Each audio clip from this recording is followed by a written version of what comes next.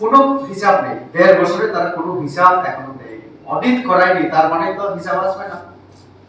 1.5 বছরে তারা অডিট করায়নি, হিসাব তারা দিতে পারেনি, ভাউচার তারা রাখে না, কোনো রেজিস্ট্রেশন তাদের নেই, টেন্ডারের কোনো সিস্টেম তাদের নেই, মৌখিকভাবে হয়ে যায়, তো হিসাব কিভাবে হবে? তার জন্য যে টাকা আমরা তাদেরকে দিয়েছি তার ইউটিলাইজেশন সার্টিফিকেট তারা দিতে পারছে না।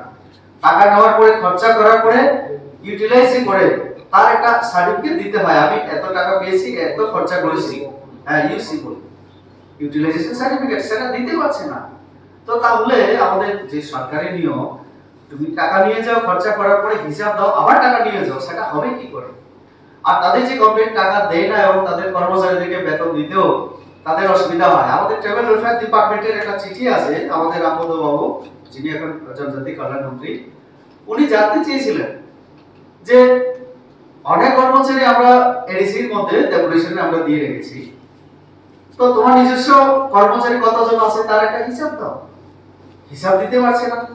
আমরা তো জানি রাজ্য সরকারের কর্মচারীরা তাদের রিক্রুটমেন্ট হয়েছিল রাজ্য সরকারের নিয়ম মেনে, রাজ্য সরকারের কর্মচারী আমরা দিয়ে রেখেছি সাহায্য করার জন্য ডেপুটেশনে, তো এই বেতন ভাতা সবকিছু রাজ্য সরকার বহন করছে, টাকাও দিয়ে দেওয়া আছে। তাহলে তোমার যেখানে কর্মচারী নেই, তুমি কত নিয়োগ করেছো তার হিসাব দাও, তুমি কিভাবে ম্যানেজ করছো সেটাও বলো। তাহলে আমরা দেখবো যদি কোনো কর্মচারী বেতন না পায় তার দায়িত্ব রাজ্য সরকার নিতে পারে কিনা বিবেচনা করা হবে। তুমি সেই হিসাবটা দাও, তোমার কতজন কর্মচারী। টাকা চাই কিসের টাকা? 1300 কোটি টাকা তো আমাদের কেন্দ্রীয় অর্থমন্ত্রী নির্মলা সীতারামন জি ঘোষণা দিয়ে গেছেন এবং বলেছেন প্রপোজাল প্রজেক্ট পাঠাও, কোন কোন খাতে তোমরা খরচা করতে চাও প্রজেক্ট পাঠাও, সেটা প্রজেক্ট পাস হয়ে গেলে টাকা দেওয়া হবে স্বাস্থ্য ক্ষেত্রে, পানীয় জলের ক্ষেত্রে, রাস্তা মানে এই যে আমাদের ইনফ্রাস্ট্রাকচার ডেভেলপমেন্টের ক্ষেত্রে। তো কোন ক্ষেত্রে আমরা খরচা করতে চাই, টাকা দিতে রাজি আছে, ঘোষণা আছে, কিন্তু তারা নিতে পারছে না, তারা কোনো প্রজেক্ট সাবমিট করতে পারছে না।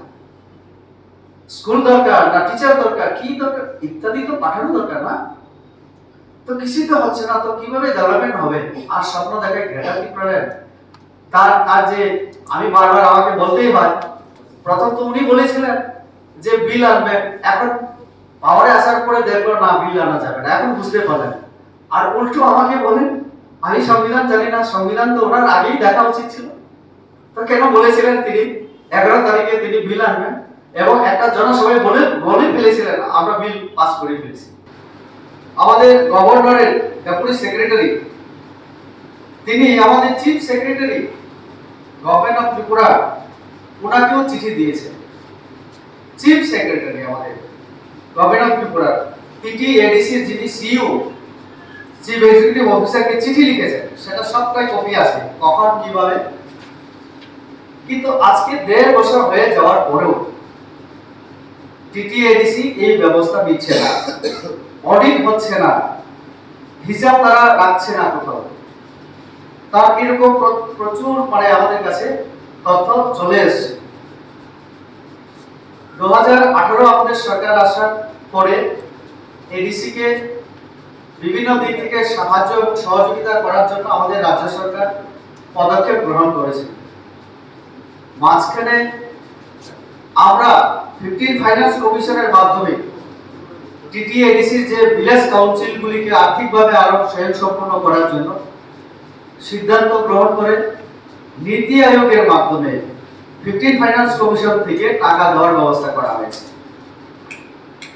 ইতিমধ্যে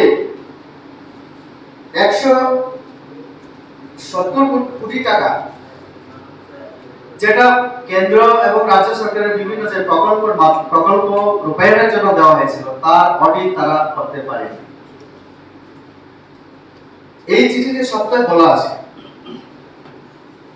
এবং তার উদাহরণ আমি যদি দেই তাহলে আমরা দেখেছি 1 কোটি প্রায় 14 লক্ষ টাকা ইতিমধ্যে যারা এক্সিকিউটিভ মেম্বার, আপনারা জানেন আমাদের পদ্ধতি একবার বলেছিলেন আমরা ভিআইপি কালচার পছন্দ করি না, সিকিউরিটি আমাদের দরকার নেই, পুলিশের দরকার নেই। কিছু কিছু এক্সিকিউটিভ মেম্বাররা তারা স্বেচ্ছায় নিরাপত্তা রক্ষী ছেড়ে দিয়েছিলেন সেই দিন সোশ্যাল মিডিয়াতে কি নাটক হয়েছিল আমরা সবাই জানি। আজকে আমার প্রশ্ন, তাহলে এই কোটি কোটি টাকা পুলিশকে রাখার জন্য, বেড়া বানানোর জন্য, দেহরক্ষীদের রাখার জন্য, দালালবাড়ি করার জন্য 12 লক্ষ 13 লক্ষ সবটা হিসাব আছে, টাকা তুলে নিয়ে নিজেরা দালালবাড়ি করছে। যেখানে সাধারণ মানুষের কিছু হচ্ছে না, যেখানে তাদের বিএপি কালচারের দরকার নেই, তাহলে পুলিশকে রাখার জন্য পুলিশের নাম করে, আপনারা ইতিমধ্যেই জানেন, আপনাদের মিডিয়ার মাধ্যমেও আমরা দেখেছি, পূর্ণচন্দ্র বাবু যিনি চিফ এক্সিকিউটিভ মেম্বার, ওনার নামে প্রথম অভিযোগ আমরা শুনেছি।